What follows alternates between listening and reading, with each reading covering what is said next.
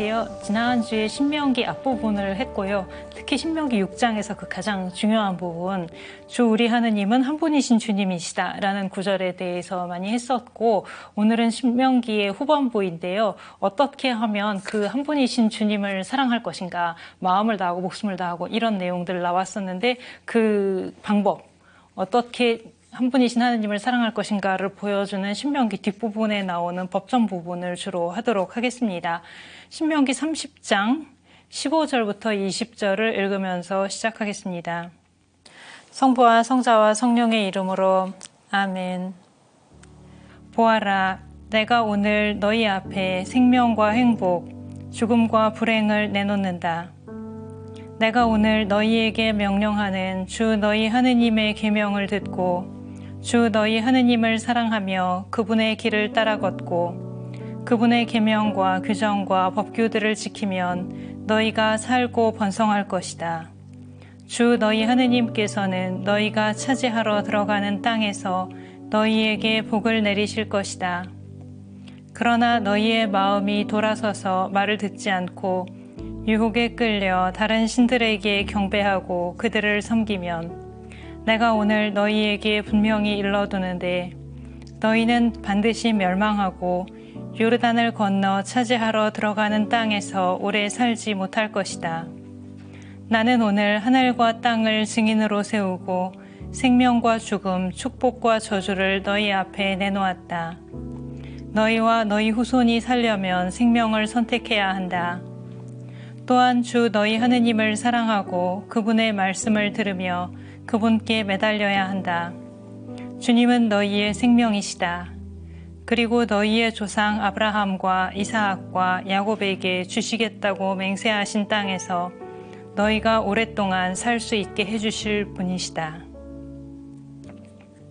그래서 하느님은 한 분이시다라고 지난주에 보았었던 것처럼 신명기에서 이야기를 했고요. 그것이 신명기에서 가장 중요한 것이라고 말을 할 수 있겠습니다. 하느님이 한 분이시다라는 것에 모든 것을 걸고 있고, 그리고 그 하느님이 이스라엘을 선택하셨고, 그래서 그 하느님의 사랑에 응답하는 길에 대해서 주로 이제 이야기를 하게 되겠습니다. 여러 민족들 중에서 지난번에 보았었던 것처럼 숫자가 많거나 순종을 잘하거나 그런 것이 아니라 숫자도 적고 목이 뻣뻣한 백성이고 그런데도 하느님이 이스라엘 백성을 선택해 주셨다는 것, 그러면 이제 이스라엘 편에서는 어떻게 살아갈 것인가, 이런 내용들이 이제 신명기에 나오게 되겠습니다. 그 중에서 이제 법전의 중요한 부분이 되는 것이 신명기 12장부터 26장까지가 되겠는데요. 우리가 벌써 하면서 이제 탈출기 할 때 법전을 하나 보았고요. 계약법전. 그 다음에 레위기 할 때 성결법을 보았는데, 작성 연대로 말하자면은 성결법이 더 시대가 늦은 시대이지만 우리가 이게 창세기부터 순서대로 오면서는 이제 레위기에 있는 성결법을 보았고요. 그런 다음에 이제 성서의 앞에서부터 차례대로 간다면 세 번째로 나오는 큰 법전이 이제 신명기 법전이 되겠습니다. 근데 신명기 법전, 법에 관련된 부분 중에서도 사실은 십계명 같은 부분들은 먼저 나왔고요. 신명기죠, 지금. 신명기 5장에서 십계명이 있었고, 그 다음에 11장까지 가면서도 하느님은 한 분이시라든지 그런 기본적인 중요한 내용들은 이미 나왔고, 12장부터 26장은 말하자면 더 구체적인 내용들, 개별적인 내용들, 그런 부분들을 이야기하는 것이 12장부터 26장에 해당되겠습니다. 그런 다음에 27장, 28장은 축복과 저주가 있고요. 지금까지 보았었던 다른 법전들에도 축복과 저주가 어느 정도는 있었고, 근데 신명기가 그 법전들에 비하면 축복과 저주가 좀 더 긴 편이에요. 그러나 사실 고대 근동의 다른 법전들은 다 축복과 저주가 훨씬 더 길기 때문에 신명기가 매우 길다라고 말을 할 수 있을 것까지는 아닌 것 같고요. 그래서 이제 주로 12장부터를 보도록 하겠습니다. 먼저 보면 신명기 법전의 12장에 제일 처음에 시작할 때 한 곳의 성소, 다른 곳은 안 되고 한 곳에만 주 하느님을 경배하는 그런 장소가 있어야 한다는 내용이 나오게 되는데, 이게 다른 법전들하고 비교했을 때 큰 차이점이 됩니다. 다른 법전에서도 법전을 시작할 때 맨 처음 부분에서 그 예배 장소에 대한 내용들이 나오기는 해요. 일반적으로 되게 법전에서 먼저 그 이야기를 하는데, 그런데 신명기에서 특징은 한 곳만 있어야 한다는 것입니다. 예배를 드리는 장소가 한 곳만 있어야 한다라는 것이에요. 그러니까 우상 숭배만의 문제가 아니라 야훼 하느님께 예배를 드리는 성소도 말하자면 지방 성소들이 여러 군데에 있어서는 안 되고 한 곳에만 있어야 한다. 이 이야기가 신명기에서 법전을 시작할 때의 맨 앞부분에 12장에 나오게 되겠습니다. 예언자들이 이제 그 모세가 이집트 땅에서 이스라엘 백성들을 데리고 나온 다음에 이제 신명기 끝난 다음에 여호수아기 넘어가면서부터 이스라엘 백성이 가나안 땅으로 들어가게 되잖아요. 그러면은 가나안 땅에서 이미 살고 있는 거기 원래 주민들이 있는데 그 사람들의 영향을 받지 않으려고 하는, 그들과 달라지려고 하는 이런 모습을 보여주는데 예언자들에게서도 나타나는 모습들이고요. 다른 신들을 따라가서는 안 된다, 그런 말들을 하는데 그 시대에 많은 경우에 각 장소에 신들이 있는 거죠. 근데 그러니까 여기저기에 성소가 있으면 이곳에 신, 저곳에 신, 저기에 신, 그런 식으로 사람들이 생각하기가 쉽기 때문에 그런 영향을 막으려고 하는 것을 그렇게 볼 수 있고요. 또 한 가지는 하느님이 한 분이시라는 것을 강조하기 위해서 지방 성소까지도 다 없애가면서 그 유일성을 강조하기 위해서라고 말을 할 수도 있습니다. 생각하면 사실 지금 같은 시대도 아니고요. 교통도 훨씬 불편했던 그런 시대잖아요. 근데 이스라엘 땅을 전부 생각했을 때 거기서 모든 사람들이 다 예루살렘으로 간다는 게 그렇게 쉬운 일이었을 것 같지는 않아요. 그런데 법전에서도 보면 연중 큰 축일들 1년에 3번, 이런 때는 모든 사람들이 다 예루살렘에 가야 되고 한 내용들이 나오는데 사실 그렇게 지키기 쉽거나 이렇게 편안한 법은 아니었을 것 같은데, 그럼에도 불구하고 신명기에서는 하느님이 한 분이시다라는 것이 너무 중요하기 때문에 그것을 강조하기 위해서 유일한 성소를 두게 됩니다. 사실 신명기 12장에 예루살렘이라는 말이 나오지는 않아요. 근데 하느님이 당신 이름을 두시려고 선택하신 곳이라고 그렇게 표현이 되어 있는데, 그것이 예루살렘을 말하고 이제 거기에서만 예배를 드리도록 하게 되는 것입니다. 그러니까 지방 성소가 있으면 다른 곳에서 예배를 드리면 그것이 다른 신이라고 생각할 수 있는 위험성 때문에, 그래서 원래는 그런 의도가 아니었다고 하더라도 지방에 야훼 하느님께 예배를 드리는 성소를 두지 못하게 하는 이런 모습들이 나오게 됩니다. 사실은 잠깐만 옆으로 나가서 말씀을 드리면 이게 모세 이후에 바로 그렇게 실행이 됐느냐 하면 그렇진 않아요.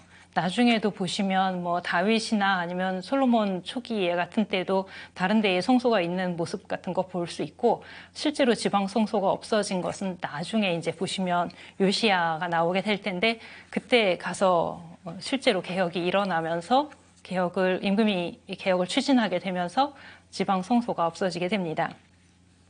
그런 다음에 이제 또 신명기 법전에서 특징적으로 나오는 부분이 약자보호법이라는 표현을 쓰기도 하는데요.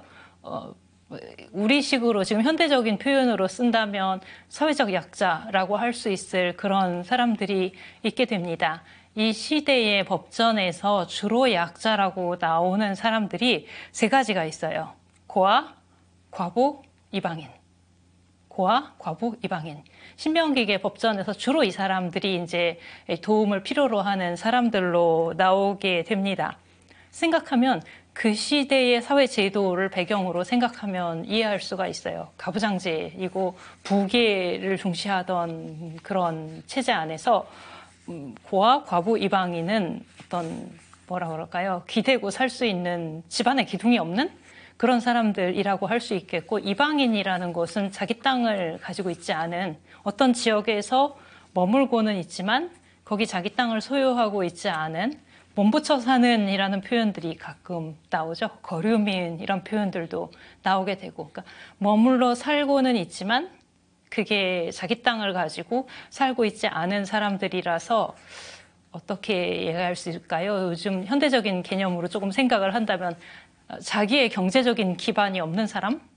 이런 사람들이어서 고아, 과부, 이방인을 돌보아 주어야 한다는 이야기가 많이 나오게 됩니다.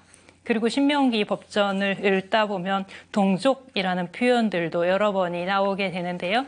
동족이라고 번역한 단어가 더 일반적으로는 그냥 형제, 형이나 동생, 형제를 가리키는 단어이고요. 그러니까 이스라엘에 속한 사람들끼리 모두 다 형제라는 것을 강조하고 있습니다.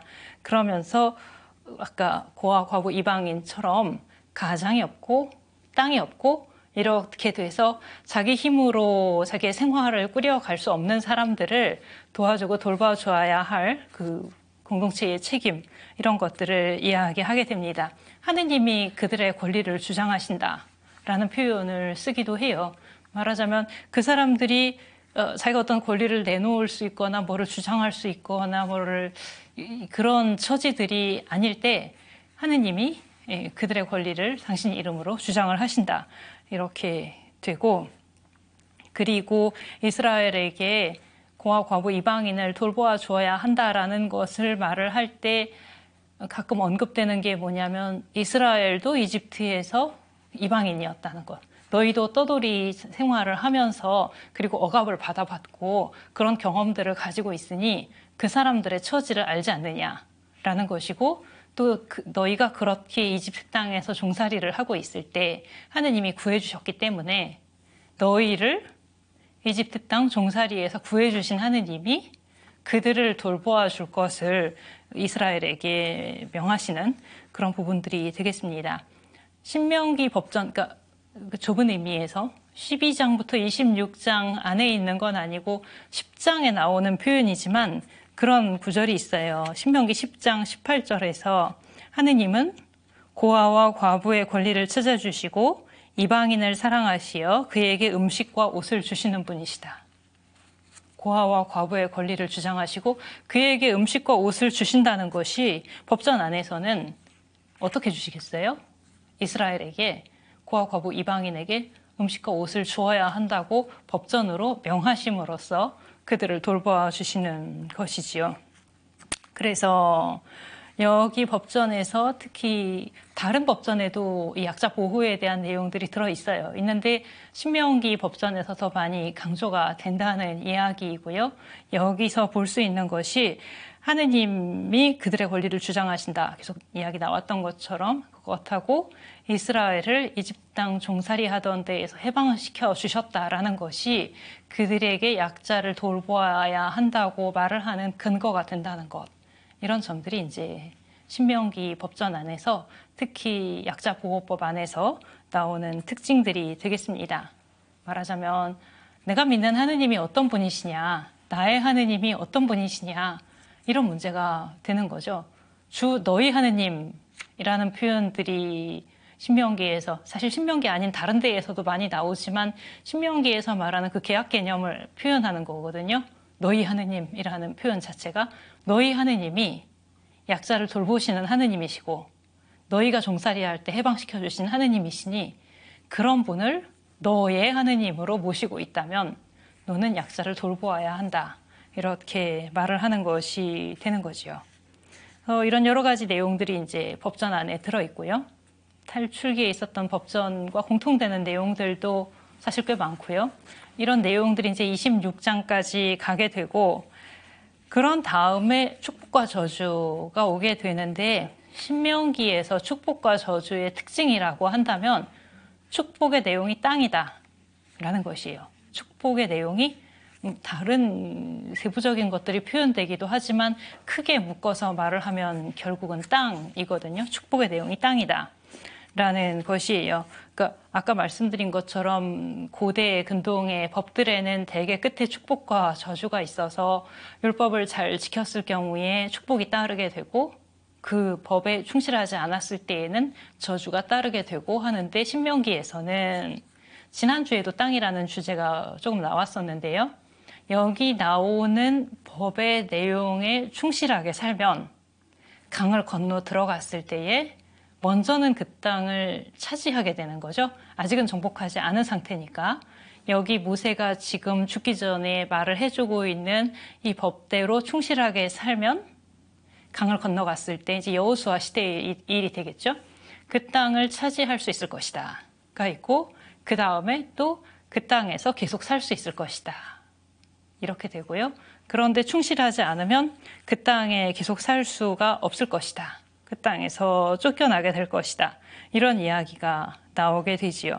이스라엘이 그러니까 일단 들어가서 그 땅을 차지한다고 해도, 이미 차지했다고 하더라도 모세가 알려준 이 율법대로, 특히 신명기에서 말했던 하느님은 한 분이시다, 한 분이신 하느님께 대한 충실함, 그것을 잘 살지 못했을 때는 그 땅을 잃어버리게 될 것이다. 그 땅에서 쫓겨나고 말 것이다. 이런 이야기들이 나오게 됩니다. 저주의 내용이 예를 들면 하느님께서 너희를 모든 민족들 가운데로 너희를 흩으실 것이다. 이집트로 도로 데려가실 것이다. 이런 표현들이 나오게 됩니다. 그러니까 이집트에서 구해내셨고, 그 다음에 저 약속된 땅을 주시기로 하셨는데 그 약속이 이제 취소되는 거죠. 그 땅을 잃어버리게 될 것이다. 이런 내용들이 이제 나오게 됩니다. 그러면서 이제 땅을 잃어버릴 수 있는 가능성에 대한 이야기가 상당히 많이 나와요. 근데 먼저는 지금 일단 모세 시대라고 생각을 해보시고, 모세 시대이면 아직 그 땅을 정복하지 않았고요. 모세가 하고 있는 이야기가 이제 장차 요르단강을 건너서 저 땅에 들어가면 하느님께 충실해야 되고, 하느님은 한 분이시고 그 한 분이신 하느님을 사랑해야 되고, 이런 이야기를 막 하고 있는데, 근데 충실하면 그 땅에 살 수 있을 것이다 라는 이야기를 하면서 그러지 않으면 쫓겨날 것이다 라는 얘기가 상당히 강하게 여러 차례 강조가 되고 있다는 것이에요. 왜 그랬을까? 왜 그랬을까? 조금 전에 제가 모세 시대라고 생각하고 라고 말씀을 드렸는데, 사실 모세 시대보다도 그 땅을 잃어버렸을 때에 이 문제가 더 부각이 됩니다. 다시 말씀을 드리면, 지금 모세 시대라면 두 가지 가능성이 있겠죠. 저 땅에 들어가서 계속 충실해서 그 땅에 계속 살 수 있는 가능성이 있고, 아니면 충실하지 않으면 그 땅을 잃어버릴 가능성이 있어요. 이렇게 두 개를 그냥 뭐라고 그럴까요? 중립적으로 반반? 이렇게 이야기할 수도 있을 것인데, 문제는 실제 역사가 그 다음에 들어가서 살다가, 물론 처음에는 여호수아 시대의 영토를 정복하고 나중에 거기서 사울, 다윗 거치면서 이제 왕국도 세워지고 다윗 왕조가 계속 오랜 시간을 계속 이끌어가고 이렇게 되는데, 어느 시점이 됐을 때 다윗 왕조도 무너지고 바빌론에 의해서 그 땅에서 쫓겨나게 된다는 것이에요. 그런 다음에 이제 이스라엘이 생각을 하게 됩니다. 나라가 멸망하고 나서 우리가 왜 멸망했을까? 이런 생각을 하게 되는 것이죠. 그 땅을 잃어버린 다음에 우리가 이 땅을 잃어버린 이유가 무엇일까? 그 질문을 하게 된다는 거예요. 그때 나오는 대답이 뭐냐면, 우리가 한 분이신 하느님께 충실하지 않았기 때문에. 땅이라는 것은 인간이 인간적인 힘으로 정복을 하는 것보다도 하느님이 우리에게 주시는 것이었는데, 이 이야기는 이제 나중에 여호수아기, 판관기 이런 데 가면서 나올 이야기들이에요. 하느님이 우리에게 선물로 주신 것이고 약속대로 주신 것이었는데, 하느님 편에서는 주셨는데 우리가 우리에게 땅을 주신 하느님께 충실하지 않았다라는 것이에요. 그래서 땅을 잃어버렸구나 라는 성찰을 하게 되면서, 이 신명기 안에서도, 물론 신명기 중에서도 법전은 작성 연대가 더 빠른 편이기는 하거든요. 대략 이야기를 하면 12장부터 26장이 좀 먼저 작성된 것인데, 거기도 나중에 들어간 부분이 있고 뒤에 나중에 덧붙여진 부분도 있고 이렇게 되는 것이죠. 멸망을 하고 나서 과거를 돌아봤을 때 우리가 왜 멸망했을까? 왜 땅을 잃어버렸을까? 그 생각을 했을 때 하느님께 충실하지 않았기 때문에 땅을 주신 분께 충실하지 않았기 때문에 땅을 잃어버렸구나, 이런 생각을 하게 되는 것이에요. 그런데 이제 그 다음에 한 걸음을 더 나가야 돼요. 여기가 좀 오늘 제가 중요하게 말씀을 드리고 싶은 부분이기도 한데요. 비록 시간은 얼마 안 남았으나 뭐냐면, 그러면 충실하지 않았으니까 땅을 잃어버렸구나 하고 끝이냐라는 거예요. 충실하면 계속 살 수 있고 충실하지 않으면 그 땅에서 쫓겨날 것이다. 그런데 실제로 벌어진 거를 보니까 충실하지 않았고 그래서 땅을 잃어버렸다. 그럼 그것으로 끝이냐? 더 이상 희망이 없느냐? 라는 이야기인데요. 이 부분을 보시려면 신명기 30장, 우리가 시작할 때 15절부터 읽었는데요. 그보다 앞에 신명기 30장 1절부터 10절을 보시면 그 멸망한 후에 대한 이야기가 나옵니다. 거기 무엇이라고 말을 하느냐면, 신명기 법전에서 이야기했던 그 저주들이 실현되어서, 저주들이 실제로 다 그렇게 일어나서 이스라엘이 땅을 잃어버리고 멀리까지 쫓겨간다고 하더라도 그 다음에 있을 일들을 이야기를 합니다.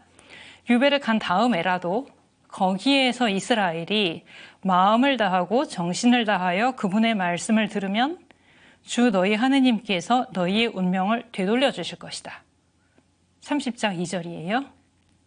땅을 잃어버린 다음에라도 마음을 다하고 정신을 다하여 그분의 말씀을 들으면 주 너희 하느님께서 너희의 운명을 되돌려 주실 것이다. 뭘까요?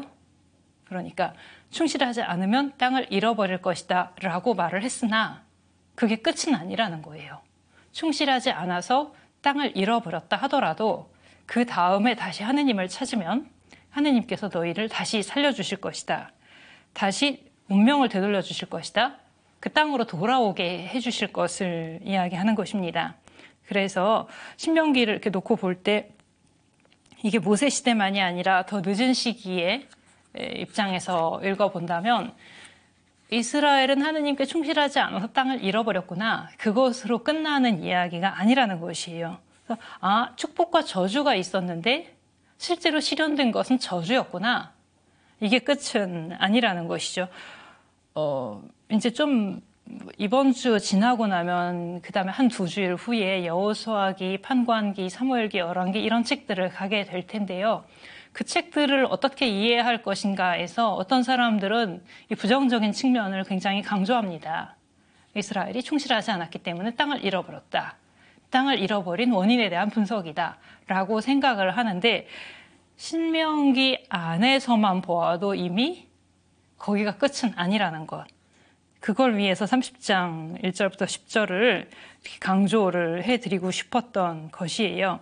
땅끝까지 이스라엘이 흩어진다고 하더라도 30장 4절, 하늘 끝까지 쫓겨나서 거기에서라도 10절, 마음을 다하고 목숨을 다하여 주 너희 하느님께 돌아오면, 나오는 표현들이 6장에 나왔던 것이랑 같은 표현이죠. 그렇게 되면 하느님께서는 너희 조상들이 차지하였던 땅으로 너희를 들어가게 하시어 너희가 그 땅을 차지하고 조상들보다 더 잘되고 번성하게 해주실 것이다. 그 땅을 잃어버린 다음에라도 다시 마음을 돌이켜서 한 분이신 하느님을 찾고 그 하느님께 돌아가면 오히려 조상들보다도 더 복을 누리게 해주실 것이다. 멸망하는 경험을 통해서 오히려 하느님을 찾게 될 것이고, 그것을 통해서 이스라엘이 새로워지고 하느님께 충실할 수 있게 될 것이라는, 이게 마음의 할례라는 표현도 쓰는데요. 30장 6절, 지금 계속 30장 1절부터 10절 안에 머물고 있는 것이에요. 마음의 할례, 멸망이라는 경험을 통해서 오히려 하느님께 돌아오게 되고 한 분이신 하느님께 충실하게 되리라. 여기까지를 이야기하고 있다는 것이에요. 그러니까 충실하면 살 수 있고 충실하지 않으면 멸망할 것이다가 끝이 아니라, 멸망한 다음에라도 하느님께 충실하면 하느님께 다시 돌아와서 이 땅으로 다시 돌아오고 하느님의 백성으로서 복을 누리면서 살 수 있게 될 것이다 까지를 신명기에서 이야기하고 있다는 것, 여기까지를 해놓고 다음 주에 역사서를 들어가도록 하겠습니다. 감사합니다.